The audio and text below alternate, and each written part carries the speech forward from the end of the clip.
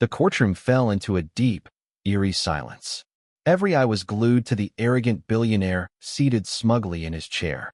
He hadn't moved an inch since the judge had entered, his arms crossed, a slight smirk on his face, as if he found the entire situation amusing. "Sir, stand for the judge," the bailiff repeated, his voice firm. The billionaire, Lucas Caldwell, didn't even blink. "I don't stand for anyone," he said casually, as if he were refusing an extra glass of wine at a dinner party. The room gasped. No one had ever seen such disrespect in a courtroom.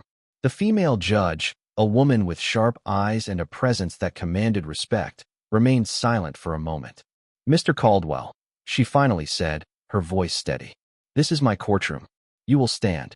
Lucas leaned back in his chair, tapping his fingers against the table. "No thanks." Another gasp. An uncomfortable shuffling of feet. No one dared to speak. Even Lucas's high-priced legal team looked like they wanted to disappear into the ground. That was when Judge Victoria Hayes did something no one expected. She reached for her gavel, held it in the air. Crack. The loudest slam of a gavel anyone had ever heard echoed through the room. The sound vibrated through the walls, sending a chill down everyone's spine. "Take Mr. Caldwell into custody for contempt of court." The billionaire's smirk finally faded.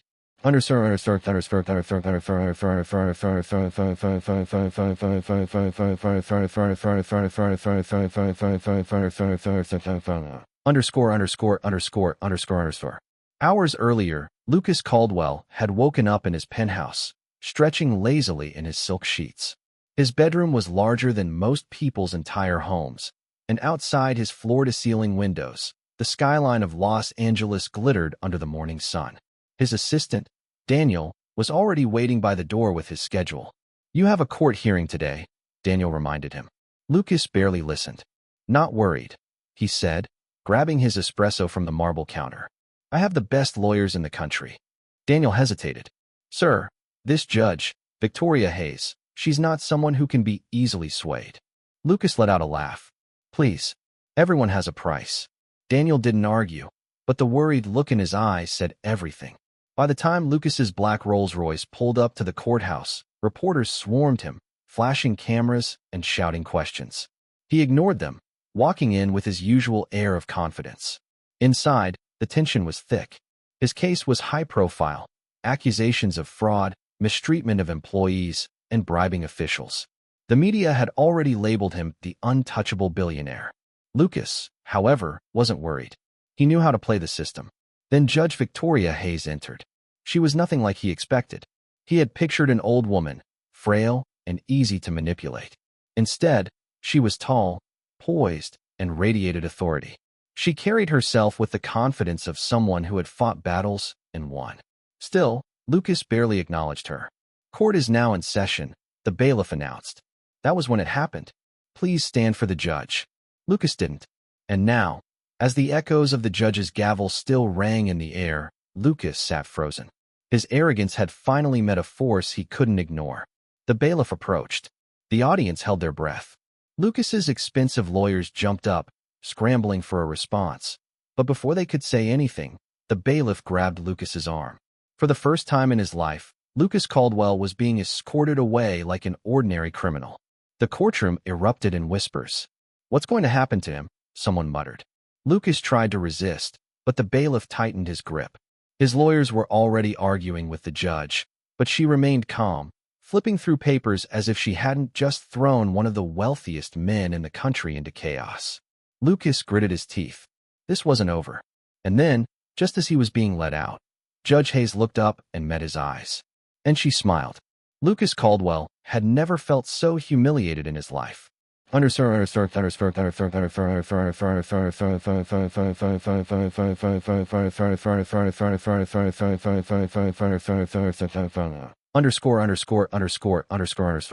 As the bailiff led him out of the courtroom, the murmurs of the crowd followed him like a shadow.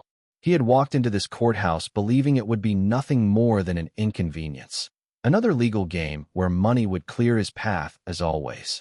But now he was being dragged away like some lowly criminal. His jaw tightened as he glanced back over his shoulder. Judge Victoria Hayes was still seated at the bench, flipping through case files, completely unfazed.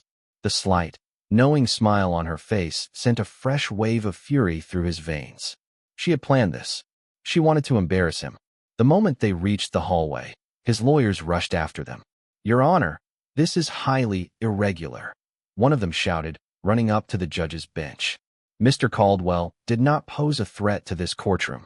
He refused to follow court protocol. Judge Hayes interrupted smoothly, without looking up. "That is contempt." The lawyer adjusted his tie, looking flustered.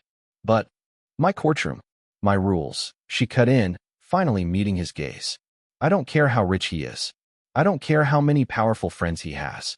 If he refuses to respect the law, he will face the consequences like everyone else." Understood.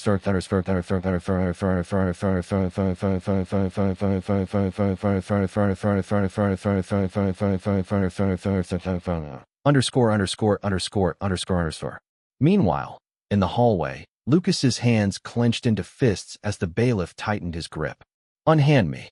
Lucas snapped. "Do you have any idea who I am?" The bailiff gave a dry chuckle. "Oh, we all know who you are, Mr. Caldwell."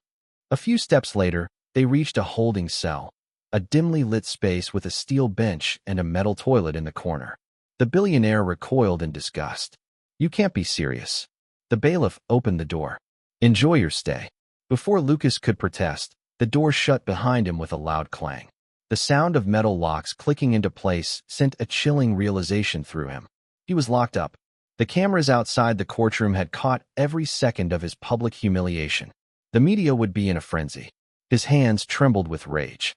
He pulled out his phone, but as he tapped the screen, nothing happened. No service. His lawyers had better fix this fast.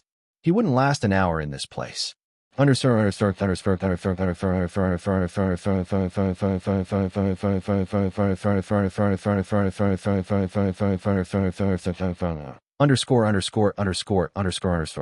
Back in the courtroom, Judge Hayes continued as if nothing had happened. She moved through the docket, calling up the next case. The audience, still shaken by the billionaire's dramatic exit, struggled to focus. Yet beneath her calm exterior, Judge Hayes felt a quiet satisfaction. For years, men like Lucas Caldwell had walked into courtrooms believing they were untouchable. They had cheated, lied, and trampled over the weak, only to walk away free because they could afford the best lawyers. Not this time. Not in her courtroom. Still, she knew this wasn't over. Men like Lucas didn't stay silent for long. And as if on cue, her clerk approached, whispering in her ear.